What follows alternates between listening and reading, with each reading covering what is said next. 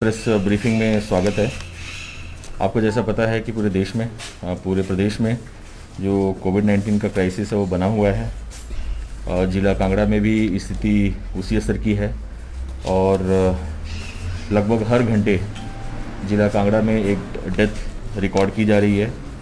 इस वक्त 8,500 active cases हैं जिला कांगड़ा में और अगर स्थिति ऐसी ही बनी रही तो अगले 1-2 दिनों में ये आंकड़ा जो है 10,000 को क्रॉस कर सकता है। इस वक्त हमारे यहाँ पर होम आइसोलेशन में लगभग 8,000 पेशेंट्स हैं और जो इंस्टीट्यूशनल क्वारंटीन में हैं लगभग 550 के आसपास पेशेंट्स हैं। इसको मद्देनज़र रखते हुए कुछ कोरोना रिस्ट्रिक्शंस कोरोना कर्फ्यू के रूप में पीछे भी लगाई गई थी, लेकिन स्थिति में कोई सुधार न देखने के उपरांत स्टेट गवर्नमेंट द्वारा निर्णय लिया गया है कि और रिस्ट्रिक्शंस बढ़ाई जाएं और उनको स्ट्रिक्ट किया जाए ताकि जो कोरोना का चेन है उसको ब्रेक किया जा सके। उसी को लेकर कल स्टेट गवर्नमेंट के माध्यम से कुछ आदेश जारी किए गए थे। आज जिला कांगड़ा में उसी अनुसार धारा 144 के अंदर कुछ आदेश जारी किए जा रहे हैं। ये जो कोरोना कर्फ्यू है, ये जो ऑर्डर्स हैं और ये जो रिस्ट्रिक्शंस हैं जो फर्दर, ये 10 मई से 17 मई तक सुबह 6 बजे से सुबह 6 बजे तक लागू होंगे। और जैसा कि पहले था कि 5 से ज़्यादा लोगों की जो असेंबली है उसको अनलॉफुल ट्रीट किया जाएगा। इसके अलावा जितने भी आपके सिनेमा हॉल्स हैं, मॉल्स हैं, मार्केट कॉम्प्लेक्सेस हैं, मेगा मार्ट्स हैं, बाज़ार्स हैं, gymnasium, sport complexes, swimming pools, entertainment park, theatres, auditorium, assembly halls and all related activities जहां लोग इकट्ठा होते हैं फ़िलहाल के लिए बंद रखा गया है।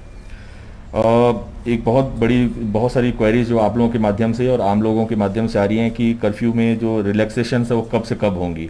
जिला कांगड़ा में ये सुबह 8 बजे से 11 बजे तक होंगी। 3 घंटे का रिलैक्सेशन दिया गया है सुबह 8 से 11 बजे की। और इस रिलैक्सेशन के दौरान जो आम जनता है, हर परिवार से कोई एक सदस्य घर से बाहर निकलकर जो एसेंशियल परचेजिंग है, एसेंशियल कमोडिटी की परचेजिंग है वो कर सकता है। और जो रिलैक्सेशन आवर में जो सेल परचेज जो अलाउ किया गया वो इस प्रकार से है। फेयर्स प्राइस शॉप्स ओपन रहेंगी, राशन की शॉप्स ओपन रहेंगी, जो भी रिटेल शॉप स्टोर हैं जो ग्रॉसरी सेल करती हैं, डेयरी प्रोडक्ट सेल करती हैं, कन्फेक्शनरी जो सेल करती हैं, bread, fruit, vegetable, egg, chicken, meat and other uncooked food items, ये अलाउड होंगी। इसके अलावा फर्टिलाइज़र, पेस्टिसाइड और सीड रिलेटेड जो शॉप्स हैं वो अलाउड होंगी। इसके अलावा जो शॉप्स हैं जो पेट एनिमल फीड या फॉडर बेचती हैं वो भी अलाउड होंगे। तो अब इन 3 घंटों में सिर्फ यही एक्सेम्पशन होगा, इसके अलावा बाकी जो शॉप्स हैं वो बंद रहेंगे। इसके अलावा पब्लिक जो ट्रांसपोर्ट है पूर्णतः उसको क्लोज कर दिया गया है। और जो फाइनेंशियल सेक्टर है जैसे बैंक्स हैं या हमारे पोस्ट ऑफिस हैं, उनका जो पहले निर्धारित टाइमिंग्स थे उसी टाइमिंग से वो काम करेंगे। जो बैंक से 10 बजे से दोपहर 2 बजे तक, और जो पोस्ट ऑफिस हैं सुबह 9 से 1 बजे की इनकी टाइमिंग है। कंस्ट्रक्शन एक्टिविटीज़ की जहाँ तक बात रही, सिर्फ जो ऑन साइट मटेरियल अवेलेबल है उसी के साथ जब तक काम चलाया जा सकता है तब तक काम चलाया जाएगा। और जो प्राइवेट कंस्ट्रक्शंस हैं उसकी जो लेबर है ऑन साइट होनी चाहिए। जिनको भी अपने प्राइवेट कंस्ट्रक्शन को जारी रखना है तो ऑन साइट अपने लोगों का रहने का इंतजाम करें, या पैदल चल के आने वाले लोग ही उस कार्य को कर सकते हैं। जहाँ तक गवर्नमेंट की कंस्ट्रक्शन एक्टिविटीज़ की बात रही, उसके लिए भी हमने ये मैंडेटरी किया है कि ऑन साइट लेबर ही काम करेगी। लेकिन अगर बाई चांस उनको लेबर कहीं और से लाने की ज़रूरत पड़ेगी तो जो कंसर्न्ड एक्सीएन है उनको पासेज इशू कर सकते हैं, उसके माध्यम से अपने काम को जारी रख सकते हैं। लेकिन जैसा कि इस ऑर्डर में भी क्लियर है, मैं आपको बताना चाहता हूँ, जितने भी हार्डवेयर के शॉप्स हैं जो पहले खुली हुई थी वो सारी की सारी अब बंद रहेंगी। इसके अलावा जो एग्रीकल्चरल एक्टिविटी है, ऑन फुट जाके अपना खेत में कटाई बाकी जो कार्य चला रहता है वो दिन में लोग अपने गाँव में कर सकते हैं। इसके अलावा जो शादियों की बात की जाए तो जो 20 का जो आंकड़ा था जो सरकार के माध्यम से दिया गया था उसी के माध्यम से लोग आगे बढ़ सकते हैं। और अब बहुत ज़रूरी होगा कि जो लोग शादियों में आने वाले हैं उनका रिकॉर्ड प्रधान के पास और हमारे एसडीएम्स के पास होना चाहिए कि 20 लोग कौन लोग होंगे जो शादियों में आएंगे। क्योंकि अगर किसी को बाई चांस पुलिस के द्वारा रोका जाता है, पूछा जाता है, तो उसके लिए रिकॉर्ड होना बहुत ज़रूरी है। इसके अलावा जो कोरियर सर्विस है with valid ID card with appropriate covid safety protocols जारी रहेंगे। जो व्हीकल रिपेयर के वर्कशॉप्स हैं, पंक्चर के शॉप्स हैं, वो स्टेट और नेशनल हाईवे पे सिर्फ रहेंगे खुले। और जो स्टैंड अलोन ढाबा हैं, वो सिर्फ और सिर्फ नेशनल हाईवे पे खुले रखे जाएंगे। इसके अलावा जो भी सप्लाई चेन रिलेटेड ट्रांसपोर्टेशन है ऑफ एसेंशियल कमोडिटीज़ वो जारी रहेगी। लोडिंग अनलोडिंग जो भी गुड्स कैरियर का जो मूवमेंट है वो जारी रहेगा। और कोई भी गुड्स कैरियर में सिर्फ 2 ही लोग हो सकते हैं, एक ड्राइवर और एक हेल्पर, 1+1 से, जैसे कि पिछले बार के लॉकडाउन में हम लोगों ने किया था उसी प्रकार से चलता रहेगा। इसके अलावा जो भी इस ऑर्डर में है, इसके अलावा जो भी है, जो भी एक्टिविटीज़ जो आप सोच सकते हैं वो सारी की सारी पूर्णतः अभी अगले 7 दिनों के लिए बंद रहेंगी, 10 से 17 तक। आप लोगों को कोई सवाल है तो बताएं। बंद रहेंगे, बंद रहेंगे।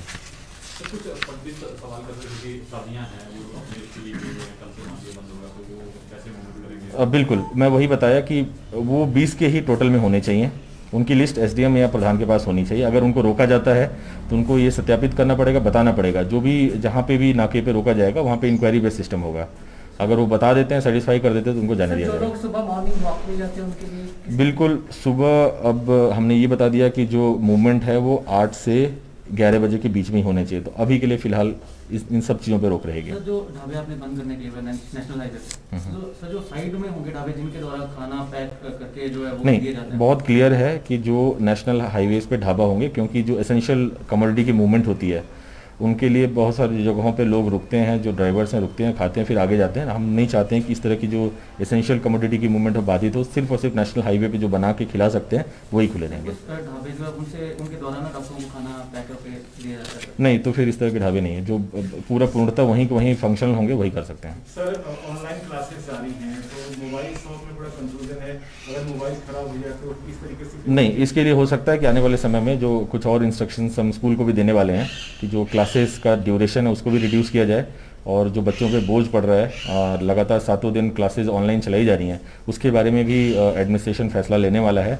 लेकिन फिलहाल के लिए इतना ही है कि ये जो मोबाइल के रिपेयर के शॉप्स वगैरह हैं सारी क्लोज रहेंगी, रिचार्ज के भी बंद रहेंगे। सारा कुछ बंद रहेगा। सर ग्रोसरी को थोड़ा सा एक्सप्लेन करेंगे। बहुत सी दुकानें, जनरल स्टोर, बीड़ी सिगरेट की चिप्स वगैरह वो खुद ही मिली अभी। जो भी अनकुक्ड फूड आइटम्स बेचते हैं उनको खोला जाएगा। और अगर मौके पे ऐसा लगता है कि कोई जानबूझकर सिर्फ थोड़े सा सामान और बाकी चीज़ों को ज़्यादा बेचने की फिराक में है, ऐसे शॉपकीपर्स के खिलाफ कार्रवाई भी की जाएगी। सर देखा जा रहा है सर कई दुकानों में जो है पुलिस वाले जा रहे हैं, तो किस तरह के इंस्ट्रक्शन जारी की गई है कि सामान को कस्टमर को दुकान के अंदर जाने देना है या नहीं देना है, क्योंकि कई लोग चालान जो है बिठाते गए हैं? और नहीं, जहाँ तक बात है, कोई कन्फ्यूजन अब ये नहीं होना चाहिए कि किस प्रकार की दुकानें खुली रहेंगी। ये बहुत क्लियर हो गया, मैंने एम्पली क्लियर कर दिया। अगर आपको और भी कोई डाउट्स हों लोगों की तरफ से तो पूछ सकते हैं, मैं बता दूंगा कि किस प्रकार की दुकान। इसके अलावा कोई भी दुकान खुली रहेगी तो उसको हम तुरंत बंद करवाएंगे। दुकान के अंदर कस्टमर जा सकता है या नहीं जा सकता है? देखिए, हमने पहले ही बोला था, पिछले 1 साल से बहुत सारे जो हमारे शॉपकीपर्स हैं उन्होंने बहुत अच्छा सिस्टम निकाला हुआ है। उन्होंने दुकान के बाहर थ्रेड्स वगैरह लगाए हुए हैं।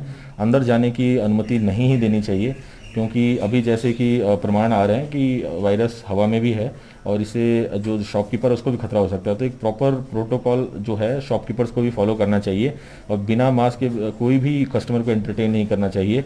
और हो सके तो जैसा पहले हमने किया था कि बाहर भी जो लोग खड़े हैं उनको बोला जाए कि गोले लगाए जाएं और वो लाइन्स में ही खड़े हों, ताकि आपस में स्प्रेड होने के चांसेस कम हों। बहुत से स्टोर्स ने ऑनलाइन परचेजिंग की फैसिलिटी शुरू कर दी है। क्या आपको लगता है कि ऑनलाइन की सप्लाई जो है वो चलती रहेगी? जो कुरियर सर्विस वो चलेगी, उसके अलावा और कुछ नहीं चलेगा। आप कुछ पूछ रहे थे? विशेष तौर से सर छुट्टी थी, बहुत सारे लोग जैसे दूसरे डिस्ट्रिक्ट से या दूसरे स्टेट से यहाँ आए हुए थे, कल जैसे ड्यूटी के लिए जाना है तो कल से ही कर्फ्यू रहेगा 6 बजे से, तो उनके लिए किस तरह की? देखिए, इसमें बहुत क्लियर है, जो इंटर डिस्ट्रिक्ट और इंट्रा डिस्ट्रिक्ट मूवमेंट है उस पर इसी तरह का प्रतिबंध होगा कि एसेंशियल सर्विसेज के लिए, इमरजेंसी सर्विसेज के लिए जा सकते हैं। जो लोग एसेंशियल सर्विसेज में इन्वॉल्व हैं उनके लिए भी हमने अभी एक जो ऑर्डर है, कंप्लीट ऑर्डर अभी रिलीज़ कर दिया जाएगा। जो उन डिपार्टमेंट्स में काम करते हैं जिनकी सर्विसेज वांछित हैं वो जा सकते हैं और वैलिड आईडी कार्ड के प्रोटेक्शन को जा सकते हैं। किसी प्रकार के आईडी कार्ड्स वगैरह की जरूरत नहीं है। सिर्फ जो इंटर स्टेट मूवमेंट है उसके लिए ई पास का सिस्टम पहले से जारी किया गया है। पहले वो ऑटो अप्रूवल पे था, अब हमारे एसडीएम्स के माध्यम से उसको अप्रूव किया जा रहा है और उसी के माध्यम से आना जाना लोगों का जारी रहेगा। ट्रांसपोर्ट परिवहन व्यवस्था को लेकर क्या नई गाइडलाइन रहेगी? पब्लिक ट्रांसपोर्ट बंद कर दिया गया है। जो प्राइवेट ट्रांसपोर्ट है only in case of medical emergency, vaccination या टेस्टिंग के लिए विद 50% कैपेसिटी टैक्सीज को भी इस्तेमाल कर सकते हैं और प्राइवेट व्हीकल को भी इस्तेमाल कर सकते हैं। टैक्सी वाले को पास वगैरह नहीं बनाना पड़ेगा? नहीं, बस जो उसमें कस्टमर जा रहा होगा उसको इंश्योर करना होगा कि वो वैलिड पर्पस के लिए जा रहा है। सर मेडिकल लैब्स के बारे में कोई नई गाइडलाइन है कि आप किस तरीके से वर्क करेंगे? तो लैब्स वगैरह तो जारी रहेंगे। जो भी इसमें बहुत क्लियर है, जो हेल्थ के इंफ्रास्ट्रक्चर है, हेल्थ का इंफ्रास्ट्रक्चर 24/7 फंक्शनल रहेगा। खास करके जैसे पिछले ऑर्डर में हमने बोला था कि हमारे जो मेडिकल शॉप्स हैं 24/7 चलेंगे, लैब्स जब तक चलाना चाहते हो चला सकते हैं। उनको अपना एक वैलिड आईडी कार्ड लेकर आना जाना होगा, किसी प्रकार का पास सिस्टम हम नहीं रख रहे हैं। आपको अगर आपके पास आईडी कार्ड भी नहीं है तो भी इंक्वायरी बेस्ड सिस्टम होगा, जहाँ पे भी नाके पे रोका जाएगा। अगर आप बता सकते हैं कि आप किस पर्पज़ के लिए जा रहे हैं, आप कौन हैं और कहाँ जा रहे हैं, तो उसको आने जाने दिया जाएगा, ऐसी कोई दिक्कत नहीं आने वाली है। सुपरवाइजर भी है सर, जिनके पास प्रॉपर आई कार्ड नहीं होता है। तो जब भी ऐसा कभी स्थिति आती है, अगर कोई भी आपको रोकता है तो किसी न किसी से आप बातचीत करवाएं, ताकि ये पता चल जाए कि वैलिड पर्पस से जा रहे हैं। देखिए, अगर हम पास वाले सिस्टम में जाएंगे, इंट्रा डिस्ट्रिक्ट और इंटर डिस्ट्रिक्ट मूवमेंट के लिए पास का सिस्टम करेंगे, बहुत क्यास होगा, बहुत परेशानी होगी लोगों को। तो बस मैं ये आप लोगों के माध्यम से लोगों से अपील करना चाहता हूँ कि लोग उसी पर्पस के लिए निकलें जो बहुत एसेंशियल है। अदरवाइज 17 मई तक सुबह 6 बजे तक लोग अपने घरों में रहें और पूर्णतः जो कोरोना कर्फ्यू लागू किया गया है उसका पालन करें। और आपके माध्यम से मैं ये भी बताना चाहता हूँ बार बार, क्योंकि अभी वैक्सीनेशन की प्रक्रिया चली हुई है और 100% वैक्सीनेशन होने में बहुत समय लगेगा। ऐसे में जो 3 मुख्य बातें हैं उसका विशेष ध्यान रखें। एक, डबल मास्किंग को लेकर बार बार बात की जा रही है, सोशल डिस्टेंसिंग की बात की जा रही है, और तीसरा जो है हाथ को सैनिटाइज करने की बात की जा रही है। कृपया इन तीनों मुख्य बातों का पालन करें और आने वाले समय में अपने आप को, अपने परिवार को कोरोना से बचाएं। सर, ई-कॉमर्स साइट से जो होम डिलीवरी हो रही है, क्या वो कंसिडर रहेगी? कहाँ से? E-commerce site, Amazon, Flipkart. हाँ, मैंने बोला जो कुरियर सर्विसेज तो चलती रहेंगी, क्योंकि कुरियर सर्विस के माध्यम में आजकल मेडिसिन से लेकर बहुत सारी चीज़ें सप्लाई होती हैं। जो आइडेंटिफाइड कुरियर सर्विसेज हैं, जो नॉन कुरियर सर्विसेज हैं, एस्टैब्लिश्ड कुरियर सर्विसेज हैं, वो चलती रहेंगी। जो वैक्सीनेशन आपका चल रहा है, वैक्सीनेशन में बहुत से ऐसे स्टाफ की ड्यूटीज लग रही हैं जो अदर डिपार्टमेंट्स हैं हेल्थ के अलावा, तो आप उसके बारे में निश्चिंत रहें, क्योंकि जो हमारे अपने स्टाफ की मूवमेंट है उसके बारे में जो हमारी प्लानिंग है वो अलग ढंग से हम कर रहे हैं। क्योंकि हमारे बहुत सारे स्टाफ हमारे हॉस्पिटल्स वगैरह में आता जाता है, वो कहाँ रुकेगा, कैसे रुकेगा, इसका जो सारी संरचना है, जो सारा इंतजामात है, वो हमने ऑलरेडी कर लिया है। मेरा सवाल ये था सर कि उनकी वैक्सीनेशन का क्या है, आर दे आल्सो फ्रंटलाइन? देखिए, जिस प्रकार से department of health, government of India के माध्यम से एडवाइजरीज आ रही हैं और उसी के अनुरूप स्टेट गवर्नमेंट के हेल्थ डिपार्टमेंट से जो एडवाइजरीज आ रही हैं, उसी के हिसाब से हम वैक्सीनेशन को आगे बढ़ा रहे हैं। उसमें कौन कौन पात्रता रखता है वो डिसीजन स्टेट गवर्नमेंट और सेंट्रल गवर्नमेंट का है, उसके अनुरूप ही हम आगे वैक्सीनेशन के लिए बढ़ रहे हैं। इस वक्त मेरी तरफ से कोई कमिटमेंट देना गलत होगा। सर, खास तौर पे पत्रकारों के मूवमेंट पे कोई दिशा निर्देश, नई गाइडलाइन जारी की है? बहुत क्लियर है, आप भी एसेंशियल सर्विसेज में कवर्ड हैं और अपने वैलिड आईडी कार्ड के साथ आप लोग मूवमेंट कर सकते हैं, कहीं कोई दिक्कत नहीं आने वाली है। सर, भेड़ बकरी पालक जो है वे इस समय जैसे पिछली बार भी हमने बोला था और इस बार भी बोला, जो ऑन फुट मूवमेंट है, जो हमारे भेड़ पालक हैं, उनके आवाजाही में किसी भी प्रकार की कोई भी प्रॉब्लम नहीं आने वाली है। सर, हेल्थ सर्विसेज की क्या स्थिति है हमारे जिला में अभी, जिस तरह से मामले? देखिए, रोजाना हम कोशिश कर रहे हैं कि हमारा जो नंबर ऑफ बेड्स हैं उसको हम बढ़ा सकें, और ऑक्सीजन की जो सप्लाई है निरंतर बनी हुई है। आने वाले समय में कुछ जगह प्लान है, जैसे टांडा में हमने बोला था एक कैंसर वार्ड है, उसको हम क्लोज करके 25 बेड और एक्स्ट्रा हम करने की कोशिश कर रहे हैं। आज नूरपुर सिविल हॉस्पिटल का निरीक्षण किया गया, हो सकता है वहाँ भी 50 बेडेड हॉस्पिटल की हम तैयारी करें। पपरोला में 50 तक की कैपेसिटी हमने अचीव कर ली थी, कल शाम तक हो सकता है 50 की कैपेसिटी और ऐड हो जाए। तो धीरे धीरे हमारा प्रयास है कि जो प्राइवेट हॉस्पिटल्स हैं, जो गवर्नमेंट के हॉस्पिटल्स हैं, उसमें जो कोविड के बेड्स हैं, जो ऑक्सीजन वाले बेड्स हैं, उनकी संख्या को धीरे धीरे हम बढ़ाने की कोशिश कर रहे हैं, ताकि जिस प्रकार से नंबर्स बढ़ते जा रहे हैं उनको किस प्रकार से अकोमोडेट किया जाए। बाकी जहाँ तक बात रही ऑक्सीजन सप्लाई की, तो 2 बॉटलिंग प्लांट्स फुल्ली फंक्शनल हैं, एक आरके जो हमारा इंदौरा में है और एक नगरी में रवि एंटरप्राइजेस है, जहाँ से बॉटलिंग सुचारू रूप से हमारी पूरे ज़िले की, इनफैक्ट चंबा ज़िले तक की सुचारू रूप से चली हुई है। तो अभी इस वक्त फ़िलहाल ऑक्सीजन की और बेड्स की कोई कमी नहीं है। हाँ, ये ज़रूर मैं बताना चाहता हूँ आपके माध्यम से, आईसीयू बेड्स हमारे पास लिमिटेड हैं, उन्हीं के हिसाब से हम काम कर रहे हैं, जो कि क्षमता इस वक्त ऑगमेंट करना पॉसिबल नहीं है। इसीलिए मैं बार बार आप लोगों के माध्यम से लोगों से यही अपील कर रहा हूँ कि लोग सुरक्षित रहें, बस उतनी ही लोगों को ज़रूरत पड़े बेड्स की जितनी हमारे पास बेड्स देने की आवश्यकता है। इसीलिए इस प्रकार के जो इंतजाम हैं, जो कोरोना कर्फ्यू का इंतजाम है, किए जा रहे हैं। कुछ कंप्लेंट्स भी आई हैं सर, शायद पिछले कल आपको भी फतेहपुर से कोई बीएमओ ने कंप्लेंट किया हो? देखिए, इस प्रकार का कोई मामला मेरे ध्यान में आया है और इसमें इस मैटर को इंक्वायर किया जा रहा है। आने वाले समय में जो भी कार्रवाई करने की जरूरत होगी वो की जाएगी। बिल्कुल, उनको एग्जेम्पशन पे रखा गया है। मैं इसीलिए बोला कि जो डिटेल्ड ऑर्डर है आप लोगों से अभी थोड़ी देर में शेयर कर लिया जाएगा। नहीं, बिल्कुल बिल्कुल। तो टी प्लकर्स के लिए हमने रखा है, जो ऑन साइट टी प्लकर्स अपना कोविड प्रोटोकॉल को फॉलो करते हुए कार्य कर सकते हैं। 5 मिनट के अंदर एक साइंड कॉपी जो इस ऑर्डर की होगी ये रिलीज कर दी जाएगी। पिछली प्रेस कॉन्फ्रेंस में हम लोगों ने सब्जी का जो रेट हाई हो रहा है उसको कहा था। बिल्कुल, कुछ हमने चेक करवाया था, इसमें दो इश्यूज हैं। एक तो मैं आपके माध्यम से हमारे शॉपकीपर्स को अपील भी करना चाहता हूँ, ये क्राइसिस का वक्त ज़रूरत है। कृपया करके एक मानवता दिखाएं अपने स्वभाव में और अपने आचार विचार में। और दूसरा कि हमारे लोग भी इसको चेक करेंगे और जहाँ पे भी इस प्रकार की कोई गलती पाई जाएगी उनके खिलाफ सख्त कार्रवाई की जाएगी। तो कोविड टेस्टिंग जहाँ पर हो रही है और जहाँ वैक्सीनेशन हो रही है वहाँ कई जगह दिक्कत आ रही है इसमें मैं बता देता हूँ, जहाँ जहाँ इस प्रकार की दिक्कत आ रही धीरे धीरे करके हम उनको सेपरेट करने की कोशिश कर रहे हैं। फॉर एग्जांपल पालमपुर में एक दिक्कत आई थी कल, तो उसको हम लोग कल से रोटरी जो क्लब है वहाँ पे हम शुरू कर रहे हैं वैक्सीनेशन। टेस्टिंग तो हॉस्पिटल्स में होगी और टेस्टिंग करने के लिए एक एलाबोरेट प्रोटोकॉल होता है हमारा। इसी प्रकार से इंदौरा का एक इशू मेरे पास रेज हुआ था, उसको भी हम कर रहे हैं। इस प्रकार से धीरे धीरे इश्यूज रेज हो रहे हैं, हम अलग अलग स्पेसेस आइडेंटिफाई कर रहे हैं और रोज़ आपने देखा होगा कि हम एक लिस्ट भी जारी कर रहे हैं कि वैक्सीनेशन कहाँ कहाँ होने वाली है। डिपेंडिंग अपॉन कि हमारे पास कितने वैक्सीन के वायल्स अवेलेबल हैं उसी हिसाब से हम प्लानिंग करते हैं और रोज़ाना शाम तक ये लिस्ट रिलीज़ की जाती है। मेरी कोशिश रहेगी, जिला प्रशासन की कोशिश रहेगी और हेल्थ डिपार्टमेंट की कोशिश रहेगी कि आने वाले समय में अलग अलग स्पेसेस आइडेंटिफाई किए जाए ताकि भीड़ लगने की जो ये समस्या बनी हुई है और जिससे कोरोना फैलने का एक डर पैदा हो रखा है उसको मिनिमाइज किया जा सके।